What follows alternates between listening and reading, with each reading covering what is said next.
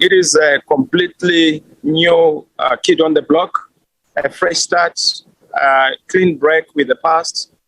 We are the Citizens Coalition for Change, Triple C, the game in town, the game in the country. We've painted the nation yellow, and people are excited. I tell you, we are bringing a fresh energy. We are bringing a sunrise. We are telling people that, yes, it's possible for the sun to shine once more in Zimbabwe. We are tired and no longer interested in the toxicity and negativity associated with the past brand, the MDC, because of infiltration, because of Mr. Mnangagwa and ZANU-PF's attempts and shenanigans to divide the people's movement. So we are moving. We are on the move as a people's movement. What are you saying to those who are saying you have failed to bring together the party that you led and now the new kid in the block? And what guarantee do people have that you'll be able to lead this new party? Well, I must say that the party has now come together, and we are so excited that the party has come together in the sense that the bad apples have now been flushed out. The basket of bad apples is now away from us. We are left with purity. Mr. Mnangagwa has helped us. And I must thank Mr. Mnangagwa for doing a splendid job to take away those who have been retarding progress, those who want money, those who want opportunities, those who want trinkets and trappings of office. We are on a mission, an emancipation project, a freedom project to free Zimbabwe, to make sure that we have democratization in the country. And that is our focus. That is our trust. And I'm so happy that we are coming together as citizens. That's why it's a coalition of citizens together for change. This is a clarion call by farmers, by war veterans, by civil servants, by workers, by women, by youth, by the traditional leaders, by people in the villages to say enough is enough. We need change, and the time is nigh. Change is on the horizon. Let's go for the new. Let's make change happen. We are the change that should happen, and that's what people are saying. And everybody has turned yellow. You couldn't win elections while using MDC cap. How optimistic are you, or how confident are you that this time around, indeed, you'll bring that change? Well, I must correct you there, Sophie. We won the elections in 2018, and we will win the elections again in 2023. The only difference is that when we won the elections in 2018, we could not secure our victory because of objective and subjective reasons. But we have since corrected those issues around what we need to do by ourselves, and also the reforms that we still need to be implementing as a country, as a nation, and we are pushing for those. But more fundamentally, we have always won elections as a people's movement.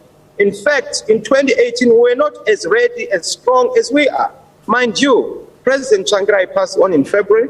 We only went to the election 3 months after. We got over 2 million votes. Mr. Mnangagwa did not get that number, but he helped himself. Of course, we went to court contesting the result. You will see what's going to happen now.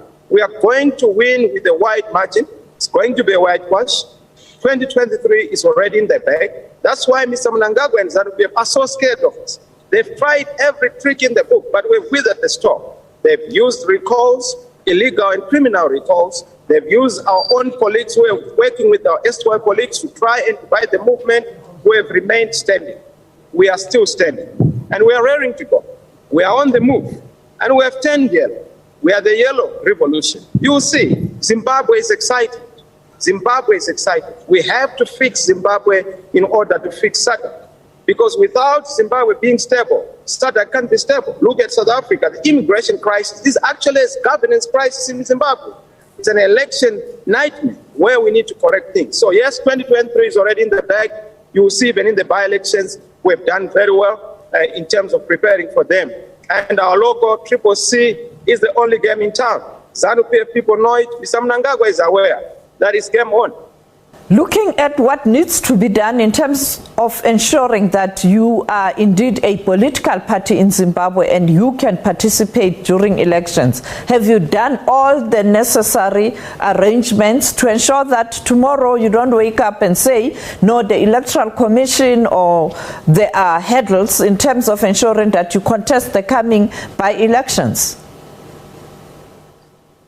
Well, I must tell you that the issue of electoral reforms is an ongoing issue. It's a never-ending process. We need the right to vote. Diasporans have to vote. Zimbabweans in the diaspora must be allowed to vote. You know, in terms of SADC guidelines, those are supposed to vote, but they are not voting. We need the right to vote for those who are above 18. The IDs are not available. Those are issues to be fixed and resolved. The voters score is not credible. We need a biometric voters score that's credible. That's supported by Zimbabweans. We need the security of the vote and the security of the voter. All those issues are supposed to be thrashed out. This is why we've asked, from SADC, from South Africa to say, help us to help ourselves so that we fix the roadmap to free and fair elections, to a credible election. And we have actually developed principles for that credible election that we've said, this is our text, this is our say, this is what we must do. Come, let us reason together as a country. ZANU-PF, you can't tango alone. It takes two to tango. Let's do it together. Let's resolve our issues. Let's agree on the game rules. Let's play. Whoever wins, we celebrate. Who doesn't win, of course, they have to wait for their next turn.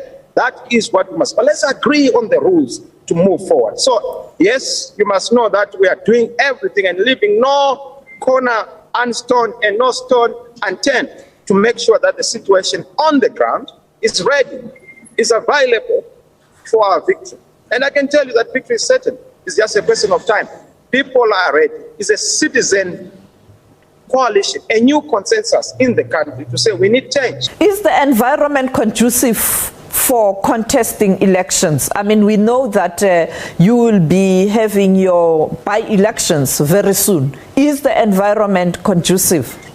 People have the right as citizens to claim their space, to dictate how they want to be governed and how elections must be conducted. And this is why we are putting pressure around reforms. We have action for reforms this year, and we are going to be mobilizing Zimbabweans in the country, in the diaspora, to demand a free and fair election and a conducive environment for elections. We do not want the ballot to be replaced by the bullet. We do not want the will of the people to be replaced by the will of the strongman or the minority in government. Let those in government be people on account of the vote of the people, replacing the politician with the citizen. Where the politician is strong, we must strengthen the citizen so that the citizen is stronger in terms of accountability, in terms of authority, in terms of honor, but also in terms of making sure that the processes themselves are legitimate. Right now, we have a contested state. Mr. Mnangagwa's hold to power is contested. We have not agreed. The country is divided. He won by 50.1%. We control, even by ZEC's contested results, almost 50%. He's ignoring the other half. That's why they can't fix the fundamental problems around potholes, infrastructure, around even providing for the people, salaries for civil servants, salaries for workers, even salaries for ordinary workers who are supposed to be having their disposable incomes in their pockets. Turning to political issues on the continent and the region, you are aware that there's currently a debate in South Africa raging around the role of foreign nationals in South Africa.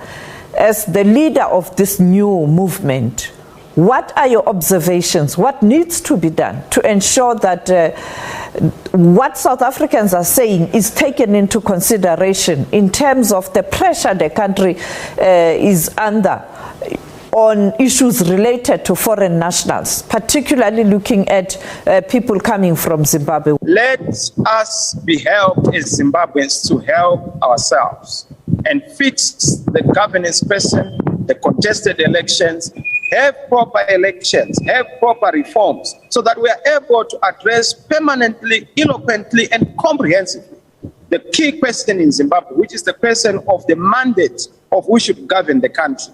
You know that we have a crisis in this country, a governance crisis, a leadership crisis, and that is a political problem which must be fixed. Zimbabwe is broken. Let us fix Zimbabwe. To fix Zimbabwe, we need all Zimbabweans, but also we need the support and helping hand, the solidarity hand of the brotherhood of African brothers and sisters. South Africa, come to the shop. Help us resolve our fundamental issues. Don't bury your head in the sand. Don't have an ostrich mentality. Zimbabwe needs you. We also did what we could during the apartheid era to support the struggle for democracy.